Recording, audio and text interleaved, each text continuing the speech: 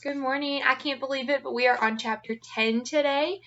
So I've got our book, Seedfolks, and chapter 10 is Nora. So I'll let y'all see her. And I'm just going to go ahead and jump right in and get started reading. I always try to get Mr. Miles out for a walk and a taste of fresh air. I don't know about his other nurses. I expect it's because I'm British. Back in England, you'd see mothers pushing infants in prams through winter gales. I expect as well it was the sight of my own father, vegetating in his chair by the fire. We mustn't stop living before our time.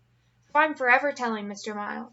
It was a midsummer morning, and I was pushing his wheelchair up Gibb Street, a new route for us. The view, I'll admit, is less than uplifting. Half the storefronts seem to be empty. Mr. Miles must remember a very different scene. His landlady says he's lived here for many years. As he lost his speech with his second stroke, he can't tell me himself. He's a mystery. Lately his interest in the world has declined. I'd stopped before a store window to let him see himself. He has the dignified head of an African chief, only to find that he'd fallen asleep. I realized that his time might be near. And then, that morning, rolling along the sidewalk, suddenly his arm came up. He wanted to stop. I obliged him at once. To our left was a lot, in which a few bold pioneers had planted gardens. We remained several minutes, watching two Asian women hoeing, then continued on. Immediately back up went his arm. I came around and looked at him. He twisted and pointed toward the garden. I turned the wheelchair and headed off. I could see his nostrils taking in the smell of the soil. We reached the lot. His arm commanded me to enter. Over the narrow, bumpy path we went, his nose and eyes working. Some remembered scent was pulling him. He was a salmon traveling upstream through his past. That first day, we simply watched the others. We might have been strolling through a miniature city. Some plots sported brick pathways and flower borders, while others looked haphazard. One had a gate that was in fact a car door. Within, beans climbed up a propped-up set of bed springs, a hummingbird feeder, a barbecue grill, a gardening hat hanging from a nail. There were many such domestic touches. I was entranced. I was determined that Mr. Miles should do no more than simply watch, wheelchair or no. I worked on the problem in my head. 2 days later, driving to his apartment, I stopped at the garden and unloaded a large plastic trash barrel and a shovel. I wheeled them up an hour later, used my pocket knife to cut holes in the bottom of the barrel for drainage, and built up a fine sweat shoveling in dirt. I brought with me a dozen seed packets. Mr. Miles chose the flowers decisively, ignoring the vegetables. Was he recalling his mother's flower garden? His history was unknowable. I pushed him as close to the barrel as I could. 30 minutes later, he planted hollyhocks, poppies, and snapdragons. Riding home afterward, he smelled the dirt on his fingers with satisfaction. That small circle of earth became a second home to the both of us. Gardening boring? Never. It has suspense, tragedy, startling developments, a soap opera growing out of the ground. I'd forgotten that tremolo of expectation produced by a tiny forest of sprouts. What a marvelous sight it was to behold Mr. Miles' furrowed black face inspecting his smooth-skinned young, just arrived in the world he'd shortly leave. His eyes gained back some of their life. He weeded and watered with great concentration, a fact bobbed up from my memory, that the ancient Egyptians prescribed walking through a garden as a cure for the mad. It was a mind-altering drug we took daily. We were rather alone there. Off to one side, our most common visitors were the cats.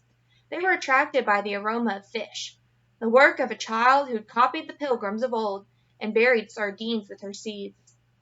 Then our solitary status ended, as a result of the downpour. When the rain came that day, the other gardeners all ran in the same direction, as if in a fire drill. We followed, and found them sheltered beneath a shoe store's overhang, 2 doors down, apparently their customary refuge. The small, dry space forced us together. In 15 minutes we'd met them all, and soon knew the whole band of regulars. Most were old. Many grew plants from their native lands, huge Chinese melons, ginger, cilantro, a green the Jamaicans call callaloo, and many more.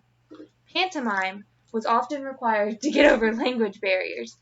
Yet we were all subject to the same weather and pest, the same neighborhood, and the same parental emotions toward our plants. If we happened to miss 2 or 3 days, people stopped by on our return to ask about Mr. Miles' health. We like our seeds. We're now planted in the garden. We, like our seeds, were now planted in the garden. I told all this to out-of-town guests, then took them up to Terminal Tower. We got off at the observation deck on the 42nd floor to find that the garden, which loomed so large to its tenders, was hopelessly hidden from view by buildings. I looked at all the tourists, who had no notion it existed, who thought they were seeing all of Cleveland, and restrained myself from pointing and shouting out, "The Gibb Street Garden is there."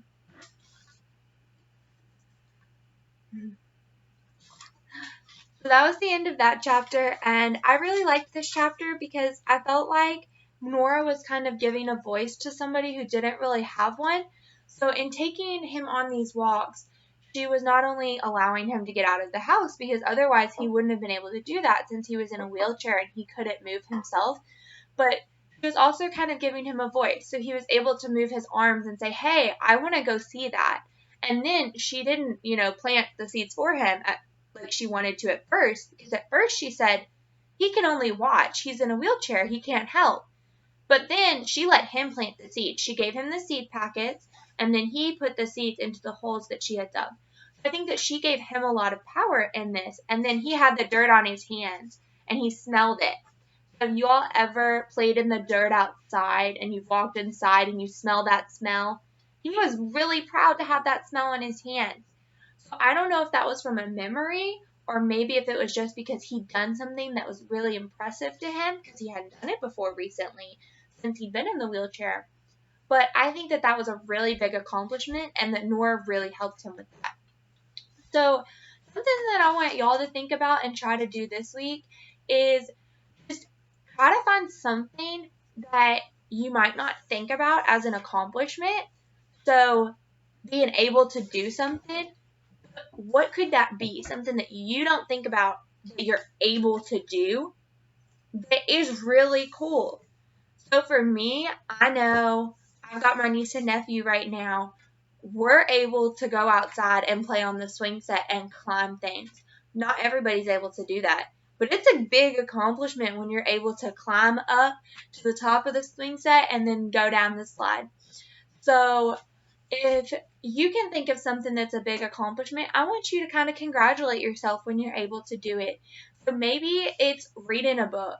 That's a really big accomplishment, no matter what type of book it is. I don't care if you find the smallest book in your house. If you're able to read it, maybe you read it to yourself, maybe you read it to somebody else, maybe you read it to a younger sibling. Read that book and then congratulate yourself. So I really want y'all to focus on that this week. Try to find something that you can do that's an accomplishment and then congratulate yourself for it. So I hope you have a great week, and I'll have chapter 11, and we're almost at the end of the book. So keep on working and make sure you congratulate yourself for something this week.